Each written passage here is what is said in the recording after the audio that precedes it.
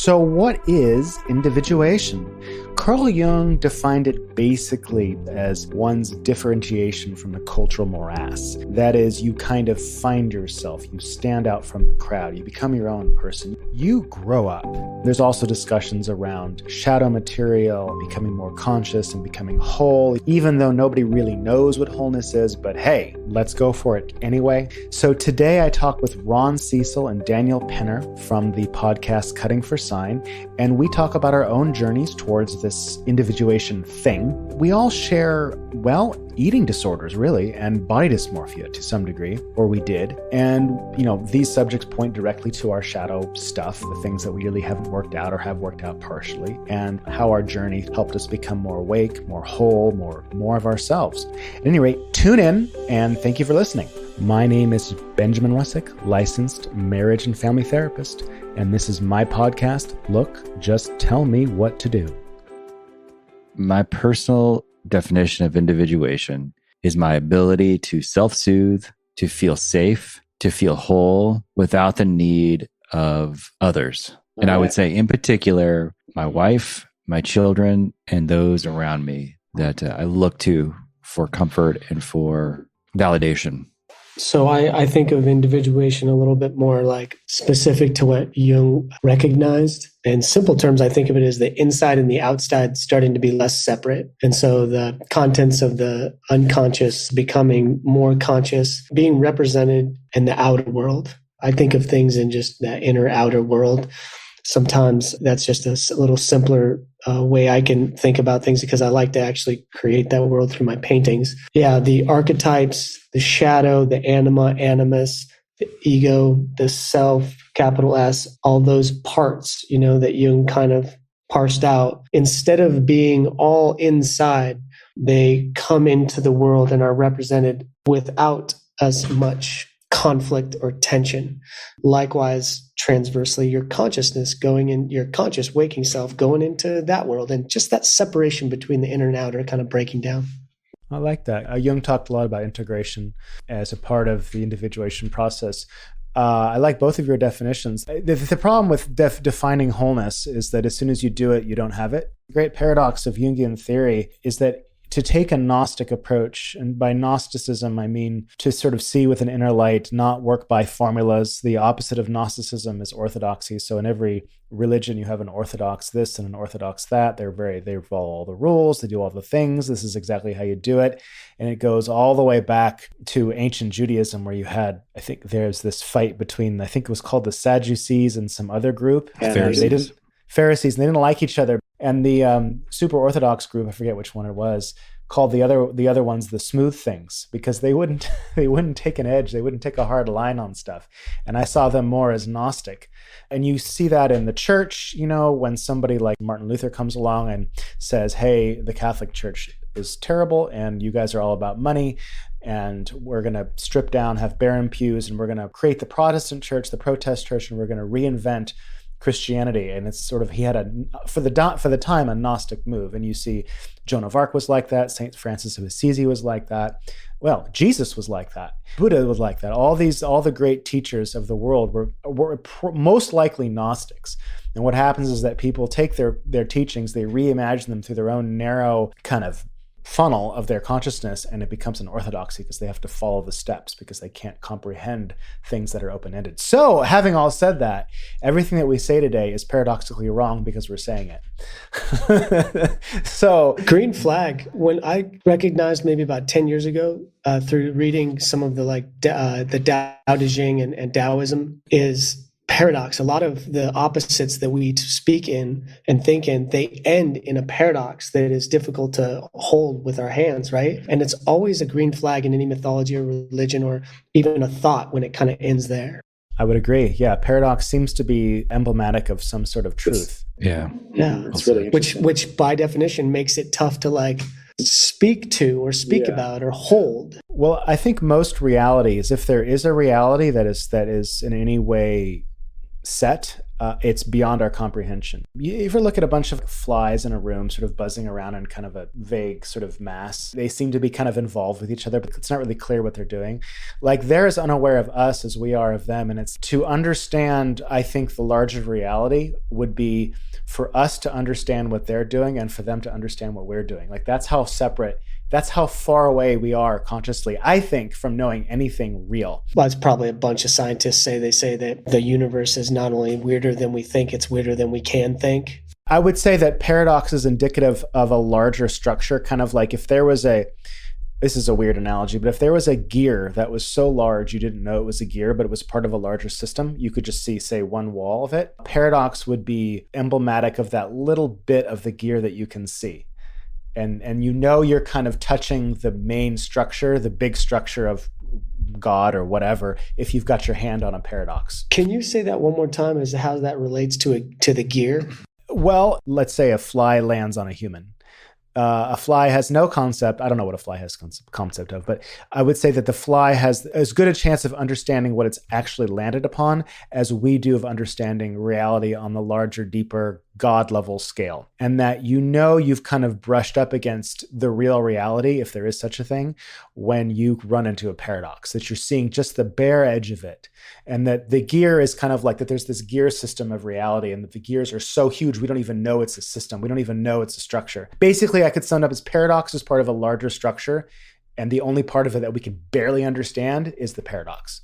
The reason I asked, was curious if you could speak a little more about that gear is this big painting I'm working on right now. Mm-hmm. I just had this intention, and I came up with the idea right around the last time you and I just wanted to put big gears in the ground. And then paint over them, and then bring the gears back, and then put the ground over them, and to the point where there's just the subtlest sense of gears, big fucking gears in this ground in my creek bed. That's very cool. And it's like a painting exactly what you're saying.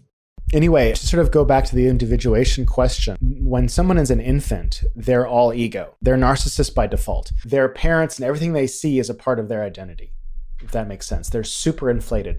And as you grow, you have to go through this incredible painful process of defining your own ego and separating it from your parent and becoming, I don't want to say an egomaniac, but you have to kind of cut off all those things and say, no, this is my ego identity and this is who I am. And then once you've done that, you have to kind of go in the opposite direction and say, well, now that I've got this frickin' ego that said fuck you to everybody, I have to kind of integrate this with my unconscious and actually go back to a sort of an infantile state in a way where you're not the center of the universe, but you experience the center of the universe. I'm talking around in circles. Ron, is that, what do you think of that? I'm kind of lost here. I was still thinking about gears. I got tripped up in my own complicated ass thought. You've got a couple of knuckle draggers here. You're like, what is your response to that? And you're like, gears are good. Okay, well, we can keep talking about gears. I don't know where else to go. The funny thing is that gears themselves are a reductive structure, and it's like I'm running out. It's like you run out of words and language to describe things that are basically numinous. Well, one thing I think that I love that word. One thing I think that my observation of Ron's answer and my answer, because I haven't heard Ron put on the spot, with that question, and he's kind of answering a question that I've kind of thrown him under the bus in, because I've brought this idea of individuation into his life because I talk about it so much. And Ron, I'd say that your answer was an answer of your experience of individuation. Yeah. That's part of your experience of it. And I'll also correct you. You didn't bring it in my life. I didn't. Individuation. Oh, tell me about that. I didn't know that. No, I mean, the first time I heard it was actually a Christian pastor when my ex-wife and I were talking about moving with her parents. And he's like, do you know what individuation was? We're like, we have no idea. And it's kind of a boring story, but it was the first time I realized I have to separate the me from we, the me from those around me. Mm-hmm. And yeah, but I think, Ron, there's a little confusion of terms right now. The individuation term that we're talking about and that I mentioned is something that was essentially created or recognized by Carl Jung. And so when someone else talks about the word individuation, like to individuate yourself from the rest of the pack, that's something different. Well, it kind of is. Let's let Ron have his own experience of what these words mean, because that's the sort of one of the core principles of Jungian psychology, is that there is no Jungian psychology. I would say that individuating yourself from the pack is definitely a part of that picture. It's a link in the chain. When the child grows up, the child has to separate himself or herself from their surroundings and become a whole functioning human being. And then they have to kind of do that within themselves.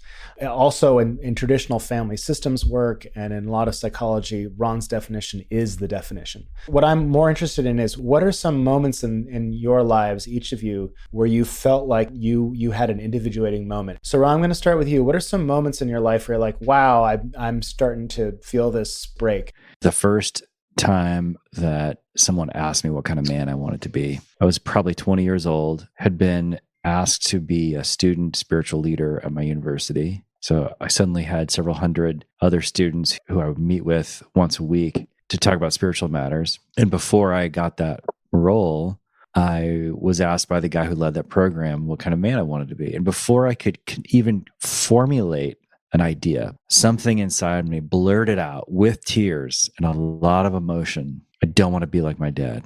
It was like involuntary. It was like it was almost an allergic reaction. Like I had swallowed something and my body was rejecting it.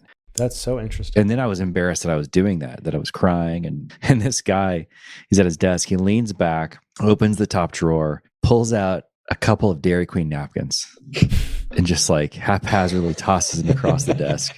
And he leans back in his chair again. He goes, "You're not going to be like your dad."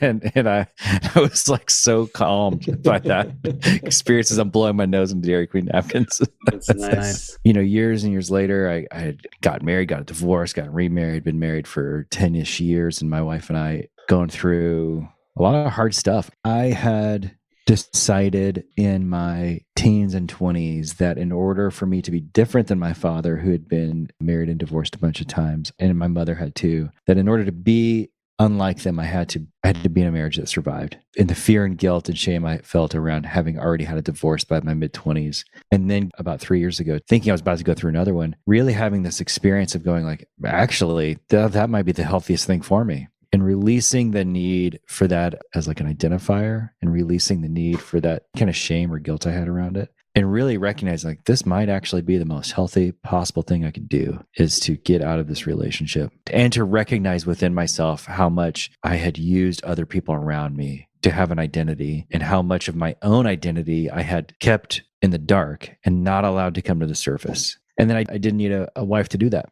And it was so relief. It was his huge relief. So those are two big ones. And we're still married, and our marriage is better than ever. And the irony is that for a marriage to work, you have to be your own person. If you're reliant on your partner, you get wrapped up in all these projections about what they should be and what you should be and what we should be. And I can't be like my dad, and you can't be like my mom. And then things start to fragment. But if you just lower your expectations and let the fucking person alone, things will probably go pretty good.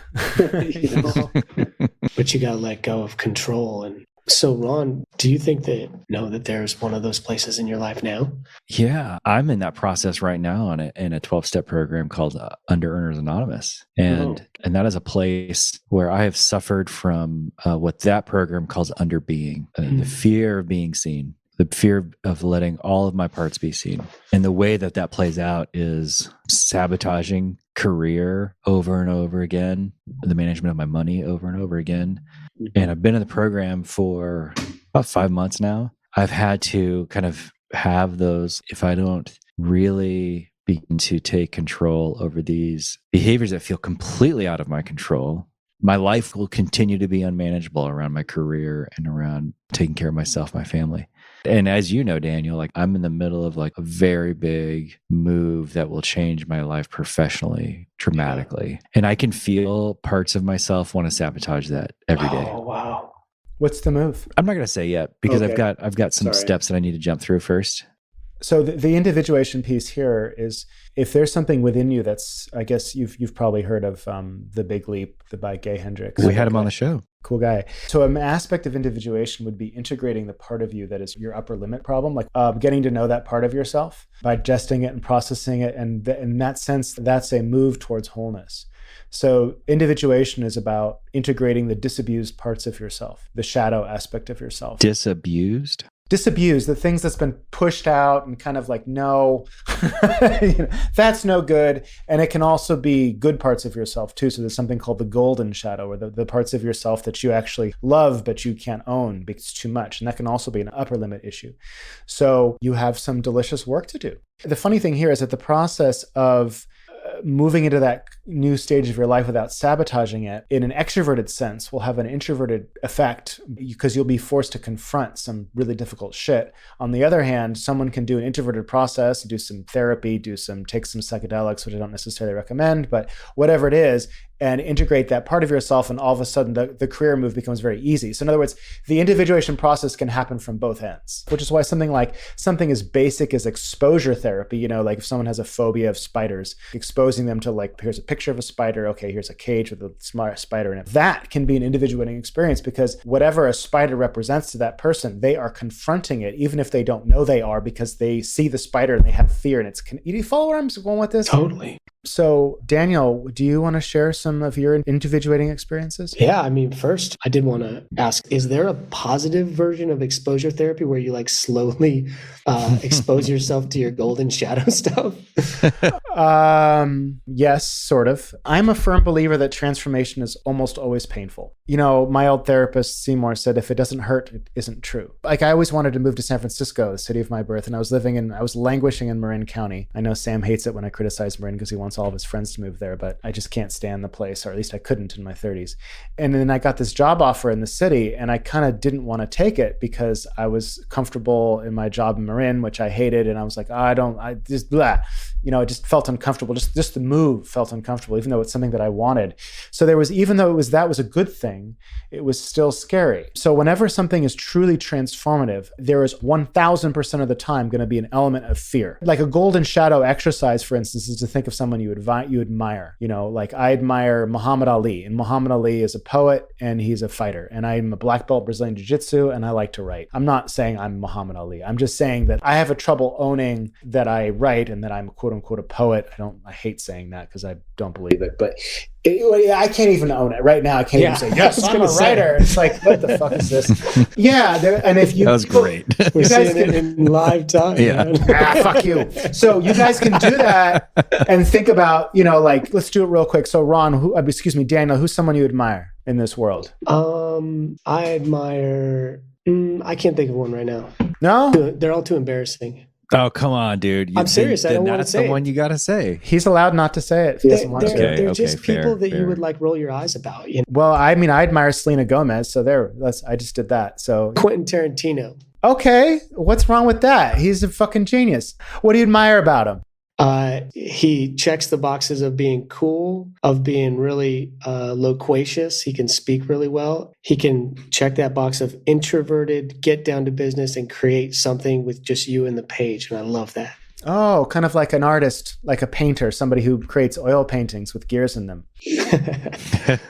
What do you think, Ron? Did Daniel just describe himself a little bit? Loquacious, a little bit, yeah, down to earth. Yeah. I would say definitely. Just a smidge. So anyway, let's move on. Daniel, you were going to talk about an individuating moment that you experienced. I think the most powerful one that comes to my mind is I used to experience a pretty intense relationship with food, borderline anorexia. I was a distance runner. For example, I would go out and eat 3 or 4 meals worth of food. Like I just couldn't get full. And then I would instantly go run like 15 or 16 miles. I was a competitive distance runner. So it would be start out at like 7:30 pace and end at 6-minute pace, intense run. But the main thing to do that run was so I could come home and eat again. And that was like the nadir of my eating issues. And this was when I was in my early 20s. And it was really hard, but I could always get away with it because I could run. But I was really, really, really afraid of being fat. And I had a lot of body dysmorphia. I was 140 pounds, soaking wet, and looked like I needed to be about 15 more. But I saw a guy that was overweight, and it was really intense. There wasn't as much awareness around this stuff back then. And then it continued for several more years, and I just had this real hole in myself. And I started noticing moments where I didn't feel obsessed about food. And they were all around creativity. They were around writing, playing music, and some social experiences and women. And so I just started being like, well, I was always an athlete and I didn't have any creativity in my life. So I started playing music longer just to take up more time, writing longer to take up more time. And over, some time, I grew these patches of time during the day that they weren't these empty wastelands, where I couldn't eat because I'd already eaten. I just had to wait to eat again. But I was still suffering quite a bit. And one day, and this was the moment that you're asking about, I fucking wake up and every day I couldn't wait to wake up so I could eat. I just was so excited about breakfast. And I wanted to eat a breakfast burrito. And this was back in when like carbs were the devil, And so I just equated them to like just slathering fat just right onto your body, Oh, yeah, It was just, they were the worst thing I could eat. But my body wanted it so bad because I run really hot. And so I'm wanting to eat these things and I'm like putting the ingredients in and out of the refrigerator and I'm just like fucking wrestling. This is like pretty vulnerable shit. So like be gentle, guys. I know you will be, but I haven't really told people the actual like weird neurotic shit that you do when you're experiencing an intense neurosis. So I'm in the middle of this like real neurotic battling. The inner and the outer is just battling. And then I just like got so mad. I got really mad all of a sudden. I actually said, fuck it, I'm going to be the fat guy. And I didn't think about those words. They just came tumbling out. And it was probably the most honest thing I've ever said. And something in my mind gave up and let myself be considered fat. And then I ate 2 breakfast burritos. From that moment on, guys, the massive structure of that lifestyle that I'd been living, big chunks just started calving off very quickly. I didn't struggle with that anymore, ever again. Wow. What an amazing story. That reminds me of, I played a lot of chess in my 20s. So I was playing like 15, 16 hours a day sometimes. Jesus Christ. Yeah, was that an addiction at the time? I mean, it was, I had no social skills. It was like my social outlet. Wow. I had a sense of mastery. Finally, it contained it had what I needed. Were you playing online or this was pre-internet. I mean, there wasn't really, online chess wasn't as big. So yeah, it was in cafes. At any rate, I knew it was kind of a problem. And I was at UC Berkeley. I had transferred from the North Bay and I was at Berkeley and I knew that it was still a problem. And I remember standing on the top of Bancroft outside this cafe where I had been playing and saying, I love chess and I'm never going to stop playing ever. I'm going to play it until the day I die, and that's okay. And ever since then, I've been able to manage it. I just play here and there, and it's fine, and I still love it, and I no drive to be like a grandmaster. Yeah, so it's very similar to what you were saying. So, Daniel, what I'm thinking is that one of the things that Jung does talk about, and I don't have a quote, I wish I did, but if you compartmentalize something, if you put it in the darkness, it makes it worse. It makes it bigger. And when we don't integrate something, it cries out for attention. So your symptoms, your eating disordered symptoms, was the part of you that was crying out for, hey, you need to address this. The first step in addressing is to accept this part of yourself that, hey, I'm going to be fat, which is basically this delusional part of you, that this body dysmorphic entity, this, I guess, I've often said that, demons and possession is, you can't really meaningfully delineate between a neurotic thought and what it means to be literally possessed by a demon. And I think they're kind of the same in a way. So you had this archetypal demonic thing in you that you had to make friends with. And I also think it's really interesting that all 3 of us have food issues. So we're going to get into that right now. Honestly, guys, not to like, I don't want to challenge too much, but I don't suffer from that anymore. You don't have any kind of benders in your life with food anymore? Not at all. Yeah. From that day on, essentially, and part of this is because of the other work I was doing, you know what I mean? Yeah. I was addressing the inner stuff by growing my creative life. I haven't gained or lost a pound since, and I haven't ever eaten anything I didn't want to eat. That's great. I mean, I'll talk about the food thing because I'm back in the gym pretty regularly with my son, and I've noticed there's this part of me when I get back from the gym that feels like it's owed a heavy, hearty meal. And it's real hard for me not to go wild. And I try to get a handle on that. And I'll use today as an example where I was like, okay, I'm going to have a can of tuna with like fucking 4 tablespoons of mayo, half an apple, a pickle. I ate that and then had a cup of yogurt with another cup of blueberries. And now I say that out loud, it doesn't seem too crazy to me. But as I was doing it, I was like, this feels a little dangerous. I'm just a few seconds away from like killing a bag of walnuts or like a bag of chips or something. We don't keep a lot of junk food in the house because of that. For that reason, because of me, I don't allow it in my house because I'll murder that shit. I don't like to buy ice cream because I'll eat all of it. I'll eat all of it. I want to say that it's nice to hear men talk about food issues. I don't think, part of the male, what it means to be a man, blah, blah, blah. We're not really supposed to be vulnerable about food issues. I sure hear about it a lot from other men, but you never read about it. I think part of that is because anorexia tends to hit women. The mortality rate from anorexia is incredibly high. It's something like 2%, 2 to 3% of the population suffers from anorexia, and even a larger percent suffers from some kind of eating disorder. And it's mostly women. However, it's nice to hear from men. Yeah. So my thing with food is that I used to be about 300 pounds, give or take 20, probably take. 300 pounds. I was more like 280, something like that. How tall are you? I'm 5'10" and a half. So my pants size was a size 50. It's hard to imagine you as a 280 pound person. I started off with Atkins, and Atkins was kind of amazing because what Atkins did was it was psychologically, it fit my profile because it allowed me to eat quite a bit of food and at the same time lose weight, it's funny how Atkins is like almost like a psychological trick, like, oh, I can eat all this fatty food and still lose weight. But I remember experiencing hunger for the first time in, I think, years. The thing about Atkins is that I think protein, and I don't know what the science is on here, but I'm pretty sure protein and fat suppress your appetite. Like, you just don't crave anything. And then suddenly you're not hungry until you're really fucking hungry. And I remember driving down the street and feeling like I thought I was losing my mind, like, oh, this is just what normal people feel when they want to eat. So that was me. I was always eating all the time. Then I went to jiu-jitsu and, lost weight from that. And over the years, it's kind of been, I have a formula now. I'm with you, Daniel, on the idea that there's bad foods. It's just preposterous. And carbs are fine. We need carbs to produce serotonin anyway, That's kind of been my journey. And like, I have horrible body dysmorphia. I am perpetually convinced that I'm overweight. I don't think I actually started thinking that I was even a good-looking human being until maybe a year ago. So I just was, I had no social skills as a kid. And being a fat kid with no social skills, you get teased a lot and pushed around a lot.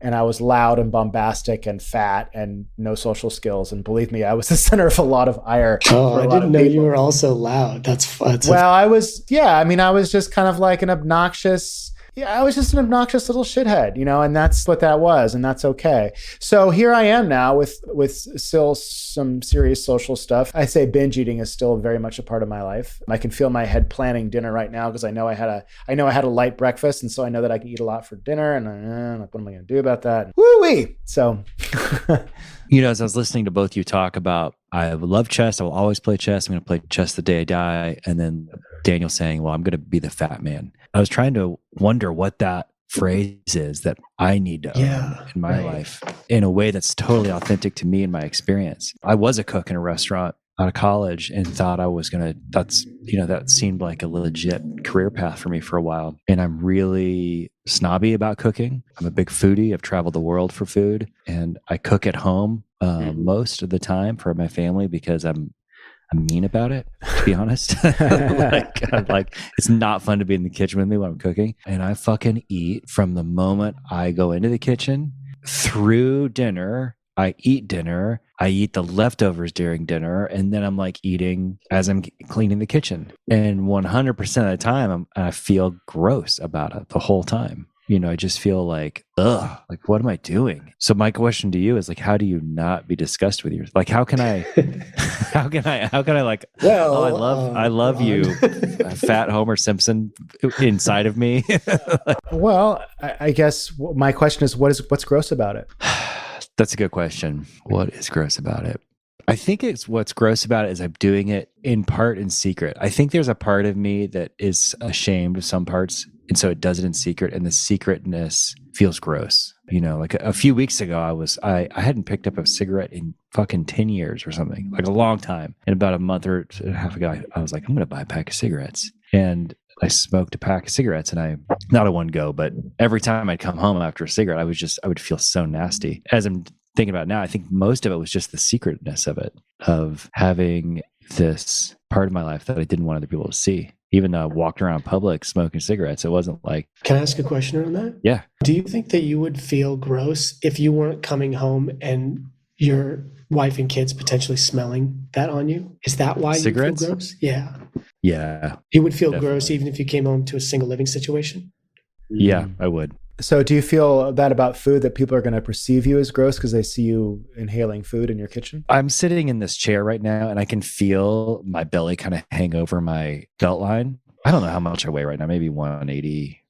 I got in really good shape several years ago, and I was down to like 170 and felt and could run a long time and exercise for many, many hours and was just doing the whole thing. And that's my like ideal self. And I didn't feel my belly hanging over my pants. And the funny thing is like my whole life I felt this, and I've never been like super overweight. Like my heaviest I ever got was like 210. And even then my torso wasn't that much bigger. It was like, I carried it in my face and some other places like that. And I think I have this unrealistic idea of what I should look like. I guess this is the body dysmorphia. And I also have this idea of like my athletic ability and my strength. And I think that the other part is that the shame of not being able to just control it, that I can't keep a promise to myself. One of the things that really bothers me about Instagram therapists is that they have all the little pithy sayings. There's one on Instagram that I really love that has the meme, but it says something really negative. It's like, accept yourself. You're a complete asshole. Like but with like pictures of like a bird and a beach in the background. So it's true. So there's nothing pithy that I can say to you. Of course. Yeah. At all. It's something that you've got to pick through with a therapist. It's something you've got to journal about. You've got to muddle through it. And individuation is a muddling experience. It's messy. It's kind of you're groping around in the dark. There's some saying somewhere, someone wrote this, in the womb of life, we're all blind cave fish. I don't know who the hell said that. That's good. I like that a lot. That's so good. I also read, and this was from something that Jung had written. He was saying that individuation is also a spontaneous, natural experience. And to some extent, I think that ends in a paradox. Oh, it happens spontaneously, but you can also cultivate the soil for it to happen better, but yeah, I wouldn't say that's a paradox. I think that's true. I mean, that's almost a straight line in the sense that if you have fertile soil, chances are something's going to sprout, and if you're healthy and if you're eating right or living right or, being open and being vulnerable and doing all the Brene Brown shit and just kind of, you're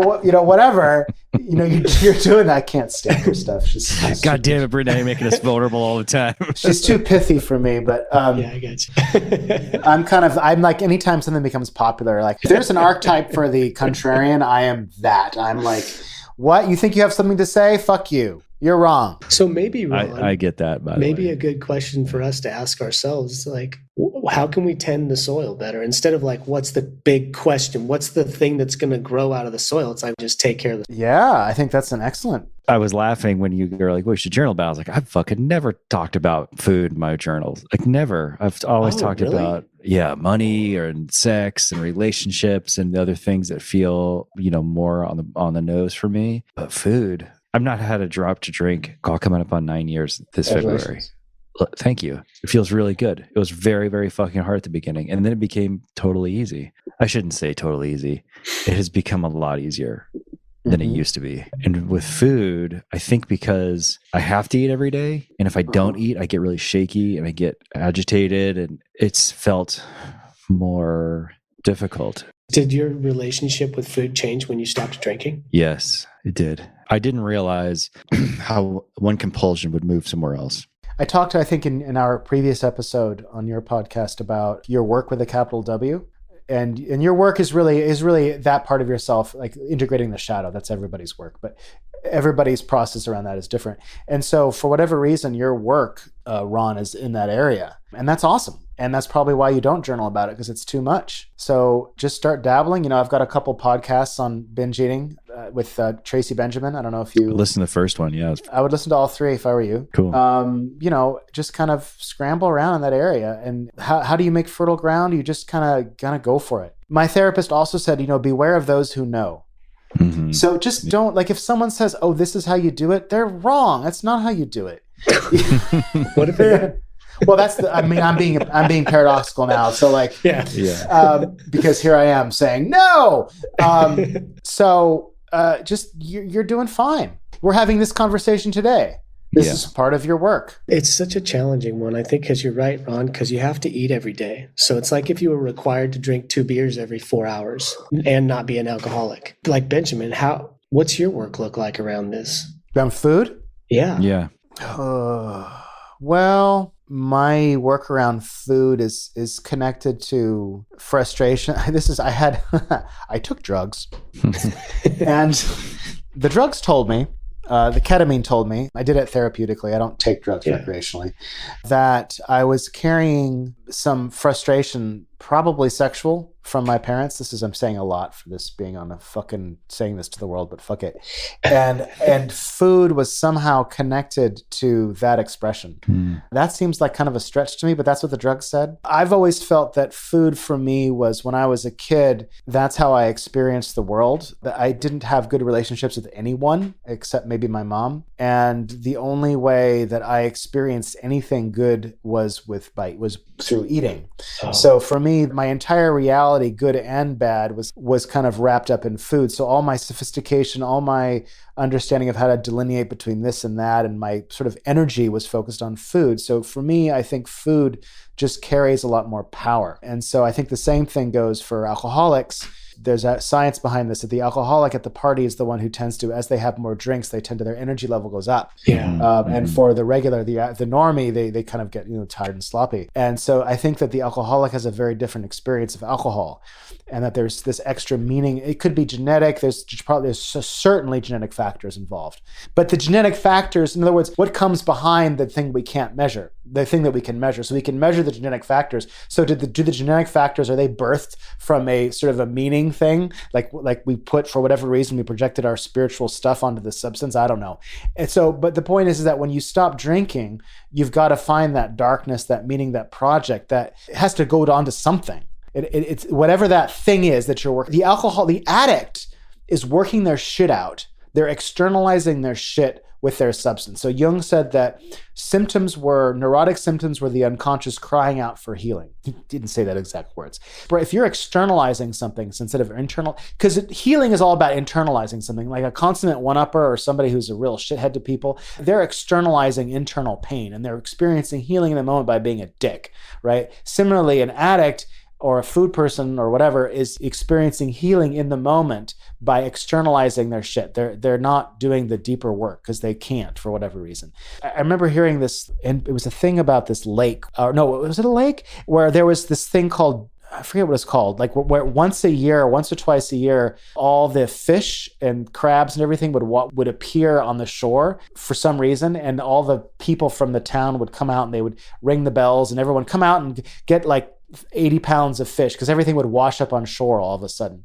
And what they realized is that there was this pool of water in this lake, or it was a bay that had no oxygen in it at all. And so it would float around, and when it floated into a certain area, it would push all the fish up onto the shore. So I feel like the dead water, the lifeless water, is something that we all have, and it's like it floats around in our psyche, causing different reactions to happen. And just because you stop drinking doesn't mean that pocket of water or that difficult, shadowy place in your psyche is resolved. It's just not. And it's going to float into something else. It's going to do it. Right. Yeah. When I worked in rehab, there was a guy who was an alcoholic. He checked out of treatment, was doing great, and he checked back in like 9 months later.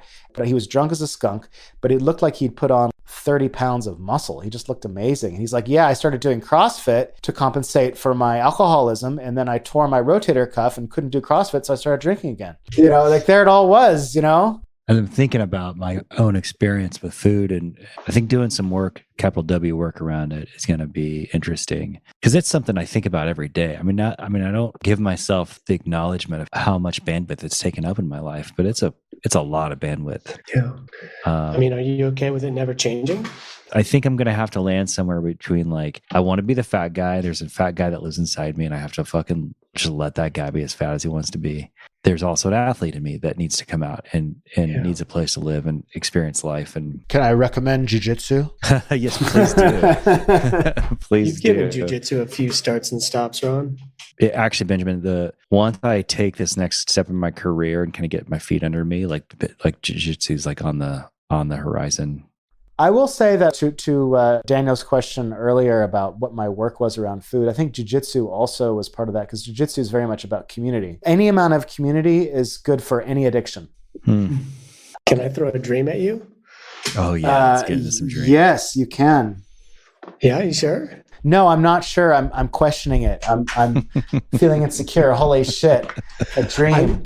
I was re-listening to our episode yesterday and today, and I liked the confidence that you don't just say, well, the dream is up to whatever you think it is. Like, you'll offer something from Jungian psychology that this might represent, like an archetype. And I really appreciated that. I would never buy a dream symbology book. One of my partners used to like, so you should buy, she'd like, let me go read a book to see what my dream meant. Well, the only dream psychology book you should read is Edward Edinger, Robert Johnson, Carl Jung, of course, and von Franz, and lastly, my father, Neil Russack, wrote a book on animal symbolism in dreams. It's called An Analyst's Notebook, and I've never plugged his book before, but I'm doing it now. Anyways, I had this dream the other night. I have a very lively dream. I was in like a hotel lobby. There was a safe in this hotel lobby, and I easily opened the safe, but it was very thick, guarded safe, but I had access to it. And inside was this big bowl, very full of this primordial ooze. I knew that there was a lot of power in this ooze, and that it would have an effect on me if I touched it, and that effect may or may not be positive. And I just couldn't help myself and purposefully accidentally sloshed a little on my arm. And I looked at my hand, and a mold was growing, a very virulent, like very alive. And that mold was, I noticed, spreading fast. And so I went over to this table in the lobby, and I knew I had to lay down because I was going to be overcome by this mold. And I did. And as I laid down, it in the same amount of time took over my whole body. And then I was birthed from that cocoon chrysalis that I had become into. That was the dream. Jesus Christ. I am so jealous of your dreams, man. You have like an incredible movie quality dream several times a week. Yeah, that's true. Damn. So hotel lobby, safe. So you open the safe, you touch the spiral ooze, and then you got this mold on your body, and then this whole mold formed all over you, and then you cracked out of a chrysalis, you said?